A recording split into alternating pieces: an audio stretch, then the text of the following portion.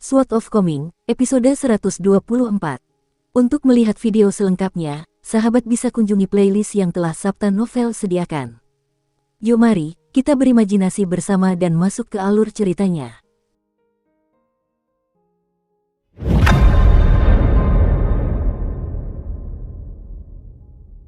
Di kedua sisi jalan setapak pegunungan, lentera-lentera kertas putih yang melayang di udara tanpa ranting untuk bergantung telah berubah menjadi lentera-lentera merah besar. Bergoyang tertiup angin, darah merah mendidih bergelembung seperti air mendidih dan membuat butiran-butiran darah berjatuhan di sisi-sisi lentera, menimbulkan suara berderak yang nyaring dan mengerikan. Hantu perempuan itu terus menangis sendirian, dan ia tetap enggan melepaskan tangannya dari wajahnya. Ia sama sekali mengabaikan Dewa Yin. Pikiran Dewa Yin sedikit berfluktuasi, dan ia menggunakan suara pikirannya untuk berkomunikasi secara diam-diam dengan Lin Soyi. Ia memberitahu pemuda itu untuk menggunakan jimat aura gunung kapanpun ia punya kesempatan. Jimat ini dapat menghancurkan segala macam penghalang. Setelah itu, ia akan berusaha sekuat tenaga untuk menahan hantu perempuan itu. Setelah jalan menuju dunia bawah hancur, Lin Soyi dan yang lainnya bisa melarikan diri dari area ini dan meninggalkan gunung. Mereka tidak perlu mengkhawatirkannya. Dewa Yin juga memperingatkan Lin Soyi bahwa mereka tidak boleh mengikuti jalan gunung ini lagi. Sebaliknya, Chen Pingan harus menggunakan jimat keberuntungan untuk menempa jalan baru. Setelah menyetujui hal ini, Lin Soyi bertanya dengan nada ragu apakah mereka harus meninggalkan pedang ramping jimat keberuntungan untuknya. Namun, Dewa Yin menggelengkan kepalanya dan menjawab bahwa ia tidak bisa mengambil pedang ini sama sekali. Auranya terlalu kuat. Terlebih lagi, pedang ini paling cocok untuk menempa jalan baru, karena auranya yang cemerlang akan meninggalkan aura kebenaran pada pepohonan dan tumbuhan yang bersentuhan dengannya. Aura ini secara alami akan menahan entitas Yin. Dengan demikian, pedang ini dapat mencegah musuh mereka menggunakan trik hantu lagi. Sambil menyeka wajah dan melepaskan tangannya, hantu perempuan itu sekali lagi memperlihatkan wajahnya yang pucat pasi dan pucat pasi. Senyum sinis tersungging di wajahnya saat ia berkata, "Kau datang tanpa diundang, dan sekarang kau mencoba pergi tanpa berpamitan." Perbuatan seperti itu bukanlah perbuatan orang baik. Penampakan Dewa Yin menjadi kabur, dan sosoknya dengan cepat menghilang bagai lilin yang meleleh. Akhirnya, ia berubah menjadi bola asap hitam pekat yang bergejolak dan menerjang hantu perempuan itu. Hantu perempuan itu mengangkat tangannya dan menjentikkan lengan bajunya, menyebabkan lengan baju besar itu terbuka seperti sayap burung dan menciptakan perisai di depannya. Meski begitu, kekuatan tabrakan itu tetap membuat hantu perempuan itu terhuyung mundur sekitar 25 meter. Saat ia mundur, lentera-lentera merah tepat di atasnya juga meledak satu demi satu. Darah di dalam lentera-lentera itu tidak menyembur ke sekitarnya, melainkan terbang menuju hantu perempuan yang telah dipaksa mundur oleh Dewa Yin. Mereka seperti burung layang-layang yang kembali ke sarangnya, dan ini mirip dengan bagaimana pendeta Tao tua itu menggunakan panji pemanggil jiwa untuk menyerap esensi jiwa-jiwa yang tersisa. "Bersiaplah untuk mengikutiku," kata Lin Soyi dengan suara serius. "Kita akan membahasnya lebih lanjut setelah kita meninggalkan jalan setapak di pegunungan ini. Chen Pingan, kita perlu membuat jalan baru melalui hutan setelahnya," dan Dewa Yin senior berkata bahwa kau harus menggunakan jimat keberuntungan untuk melakukannya. Chen Pingan mengangguk dan menjawab, "Aku akan pergi dan menggendong pendeta Tao tua itu di punggungku dulu. Kita tidak bisa mengabaikannya begitu saja dan membiarkannya mati." Pendeta Tao tua yang buta itu hampir tidak bernapas saat ia berbaring sekitar belasan langkah dari mereka. Chen Pingan berlari cepat dan menggendong lelaki tua malang itu di punggungnya. Ia lalu berbalik dan kembali ke kelompoknya. Lin Soyi berdiri diam dan mencubit jimat kertas kuning dengan dua jari. Sambil bergumam pelan, ia pun membaca mantra. Ini adalah jimat penghancur penghalang, salah satu jenis jimat gunung dan air. Menurut penjelasan Dewa Yin, ada ratusan ribu jenis jimat gunung dan air. Jimat-jimat ini wajib dibawa oleh para pemurniki saat mereka melakukan perjalanan jauh atau memasuki gunung dan sungai. Hal ini dilakukan untuk mencegah mereka menghadapi situasi yang disebut hantu menabrak dinding, sebagaimana rakyat jelata sering menyebutnya. Lebih tepatnya, jimat-jimat ini digunakan untuk bertahan melawan formasi penjaga gunung yang dibentuk oleh rekan-rekan kultivator mereka, atau untuk bertahan melawan rencana jahat hantu dan roh gunung yang kuat. Hal ini terutama penting ketika mereka memasuki reruntuhan medan perang kuno, kuburan tak bertanda, dan tempat-tempat serupa lainnya. Tanpa beberapa jimat penghancur penghalang, jimat penerangan energi yang, atau jimat penenang pikiran tiga makhluk murni, seseorang pada dasarnya akan terjerumus ke dalam perangkap tanpa senjata dan tanpa pertahanan. Catatan, 3 dewa murni adalah dewa tertinggi dalam jajaran Tao dan dianggap sebagai manifestasi Dao. Kita lanjut ke alur ceritanya. Lin Souyi tiba-tiba membuka matanya.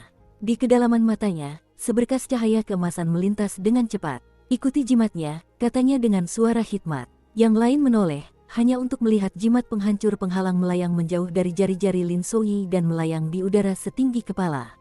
Jimat itu mulai berkibar-kibar, dan tampak seperti seorang pemabuk yang mencoba menemukan jalan pulang. Jimat itu berhenti setelah mendekati sisi jalan setapak pegunungan yang menempel di lereng gunung, dan Li Huai bertanya, apakah jimat itu ingin kita menabrak gunung itu? Lin Souyi adalah orang pertama yang melangkah maju, dan sosoknya tiba-tiba menghilang di dalam gunung. Li Baoping dan Li Huai mengikutinya. Di belakang mereka, Chen Pingan menggendong pendeta Tao tua itu dan menuntun keledainya, sementara ia juga menghilang dari jalan setapak di pegunungan. Jimat kertas kuning itu awalnya ingin mengikuti mereka ke dalam gunung juga. Namun, seolah ditarik diam-diam oleh seseorang, jimat itu langsung kehabisan energi spiritual dan melayang lemas ke lantai. Keempat anak itu muncul kembali di kedalaman hutan lebat. Mereka bertukar pandang, dan bahkan Lin Souyi yang telah mengaktifkan jimat penghancur penghalang pun bingung dan benar-benar bingung.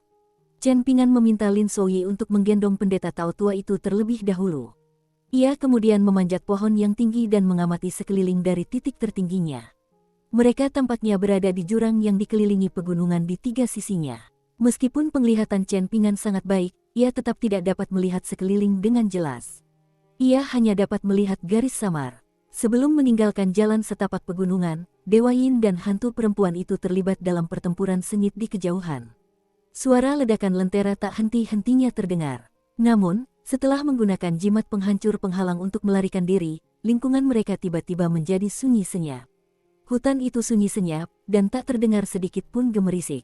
Kontras yang begitu besar ini tidak menenangkan pikiran Li Huai, malah membuatnya semakin ketakutan dan gelisah. Chen Pingan menarik napas dalam-dalam sebelum menggenggam pedang ramping jimat keberuntungan dan berkata, apapun yang terjadi, kita akan menuju ke selatan dulu. Hanya saja sisi itu tidak terhalang oleh pegunungan yang menjulang tinggi. Di jurang yang dipenuhi pepohonan tua yang menjulang tinggi, terdapat deretan bangunan tinggi yang rapi, membentuk sebuah hunian yang megah.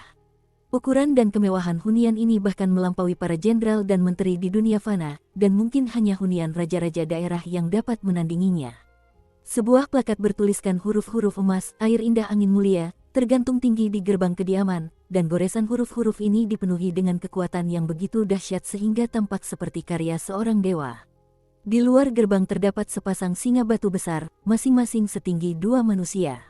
Salah satu singa batu itu menjulurkan cakarnya ke depan dan menahan seorang anak batu sebesar manusia. Singa batu itu tampak perkasa dan mengesankan.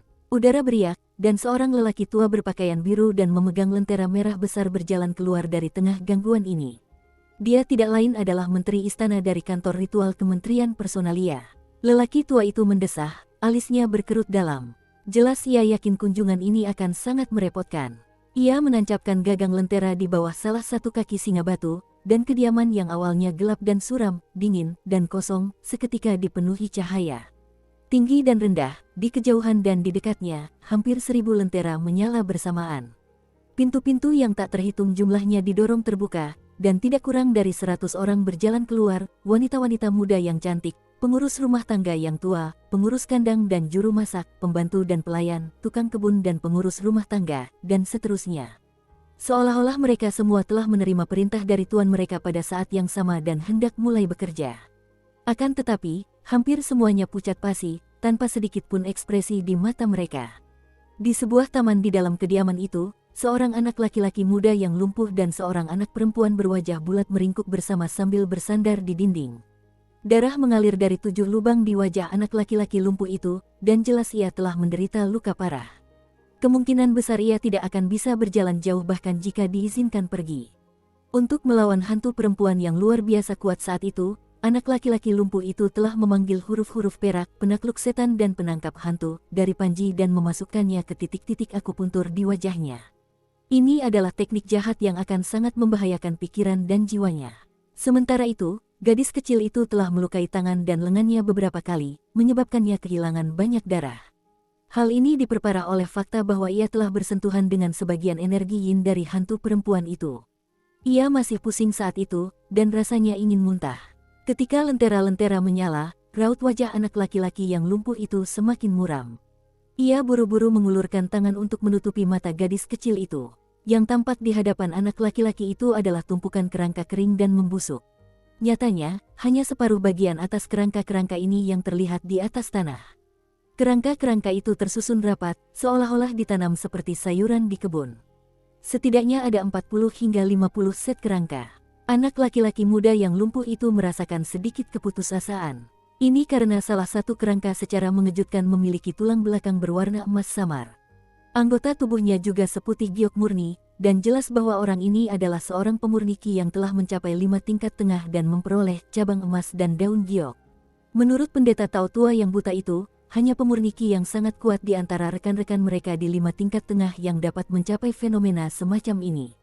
Sedangkan pendeta Tao tua yang nyaris tak mampu mencapai ambang pintu 5 tingkat tengah, dia bahkan belum berhasil mengolah cabang emas, jadi bagaimana mungkin dia bisa mengolah daun giok? Dukung terus channel YouTube Sabta Novel. Tidak heran dia kalah telak. Kesenjangan kekuatan di antara mereka terlalu besar. Gerbang kediaman terbuka, memperlihatkan rasa hormat yang besar saat menyambut salah satu dari 3 menteri istana paling berkuasa di Kekaisaran Li Besar. Namun, lelaki tua itu tidak masuk. Ia malah duduk di ambang pintu gerbang dan memandangi jalan setapak lebar di luar kediaman. Nyonya Chu, bisakah kau mendengarkanku dan tidak mempersulit anak-anak kecil itu? Tanyanya lembut. Di samping gerbang, lentera merah besar yang berada di bawah kaki singa batu mulai bergetar hebat. Saat lentera itu berayun liar maju mundur, 4 karakter merah terang, jiwa-jiwa, pulanglah, juga mulai beriak dengan gumpalan cahaya merah menyala. Suara lelaki tua itu semakin tegas saat ia memperingatkan, Nyonya Chu.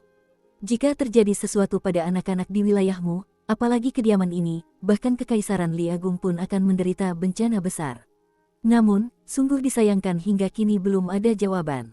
Nyonya Chu, teriak lelaki tua itu dengan sedikit marah. Seorang lelaki tua yang tampak seperti pelayan muncul di gerbang. Ia mengenakan topi bulu, dan tangannya terlipat di belakang punggungnya yang bungkuk. Ia terbatuk sebelum terkekeh pelan dan berkata, Kekaisaran Li Agung telah mengakui pegunungan dan perairan ini sebagai wilayah kekuasaan Nona Muda selama bertahun-tahun. Nona Muda juga telah hidup berdampingan secara damai dengan Kekaisaran Li Agung selama ini. Sebenarnya, kudengar bertahun-tahun sebelum aku menjadi pengurus kediaman ini, beberapa kaisar terdahulu dari Kekaisaran Li Agung pernah berhutang budi kepada Nona Muda. Bahkan sekarang, sertifikat besi karakter emas dengan karakter harmoni abadi pegunungan dan sungai masih dipajang di kediaman ini. Setelah kejadian malang itu, semua kaisar dari yang terdahulu hingga yang sekarang diam-diam membiarkan Nona Muda melampiaskan amarahnya. Mengapa hari ini berbeda? Catatan, sertifikat besi karakter emas, Jin Su Taikuan adalah dokumen khusus yang diberikan kepada pejabat berjasa. Dokumen ini dapat digunakan untuk mengurangi atau menghapus hukuman atas kejahatan yang dilakukan oleh pejabat penerima atau keturunannya. Kita lanjut ke alur ceritanya. Pria tua berbaju biru itu berbalik menatap pelayan tua bertopi bulu. Hari ini bukan hanya berbeda, tapi Nona Chu juga tidak akan diizinkan memutilasi dan membunuh cendekiawan yang lewat di masa depan. Katanya perlahan. Tentu saja aku akan menjelaskan alasannya kepada Nona Chu. Namun, jika Nona Chu tidak mau berhenti atau menghadapiku, jangan salahkan Kekaisaran Li Agung karena bersikap kejam. Pelayan tua itu menepuk dadanya untuk menghentikan batuknya. Ia tersenyum dan menjawab, Kekaisaran Li Agung sedang menghadapi kekacauan saat ini, jadi kecuali Tuan Ruan datang sendiri, Nona Muda sungguh tidak akan takut pada siapapun. Sekalipun ia tidak bisa mengalahkan beberapa anggota rahasia terhormat Kekaisaran Li Agung, akankah Kekaisaran benar-benar berani menggali ratusan kilometer gunung dan memutus sungai bunga bordir jika Nona Muda memutuskan untuk bersembunyi? Apakah Nona Muda tidak takut memengaruhi Gunung Gotabel dan dunia kecil permata yang telah turun? Ekspresi Menteri Istana muram, dan ia menjawab, Tuan kami bukanlah anggota terhormat Kekaisaran Li Agung yang egonya bahkan lebih besar dari surga.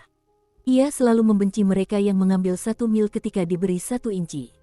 Gerbang perlahan tertutup, dan pelayan tua itu berdiri di dalam kediaman sambil tersenyum dengan mata menyipit, berkata, Nyonya Muda telah memberikan jawaban. Dia bilang Kekaisaran Li Agung bisa mengujinya. Kalau begitu, kami akan mengujinya. Menteri Istana dari Kementerian Ritus menggelengkan kepalanya. Ia juga orang yang lugas, jadi ia tidak mengatakan apapun lagi untuk meyakinkan Putri Chu. Ia langsung menuruni tangga dan mengambil lentera merah besarnya, lalu melemparkannya ke langit.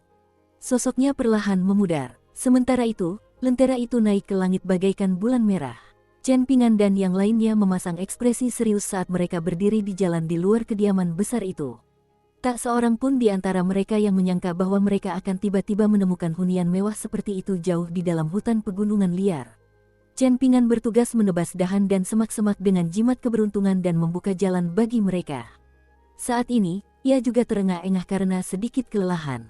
Ini bukan karena ia telah menghabiskan banyak energi, tetapi karena ada perasaan berat yang membebani pikirannya. Pendeta tahu tua buta di punggung Lin Soyi akhirnya berhenti berpura-pura mati.